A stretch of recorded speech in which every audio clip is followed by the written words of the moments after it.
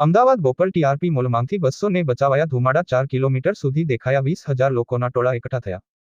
બોપલમાં આવેલા ટીઆરપી મોલમાં શનિવારે મોડી રાત્રે આગ લાગી હતી. આજે વિકરાળ સ્વરૂપ ધારણ કરતા ફાયર બ્રિગેડ કોલ જાહેર કરવો પડ્યો હતો અને 20મી વધુ વાહન આગ બુઝાવવામાં લાગી ગયા હતા. છતાં મોડી રાત સુધી ઉપરના 2 માળ લાગેલી આ કાબૂમાં ન હતી. આગના ધુમાડા 4 કિલોમીટર દૂર સુધી દેખાતા હતા. સૌથી ઉપરના માળે બાળકો માટેનો ગેમિંગ ઝોન હતો. અહીં પ્લાસ્ટિક અને વીજળી સાથે જોડાયેલા રમતગમતના સાધનોમાં સૌથી પહેલા આગ લાગી હતી. 20મી 25,000 લોકોના ટોળા ભેગા થયા હતા. મોડી રાત સુધી ફાયર બ્રિગેડ ઉપરના માળ સુધી પહોંચી શક્યું ન હતું. મોડી રાત સુધી કોઈ જાનહાનિ કે લોકો દાઝી ગયા હોવાના અહેવાલ ન હતા. મોલમાં આવેલા 200 લોકોને રેસ્ક્યુ કરવામાં આવ્યા હતા.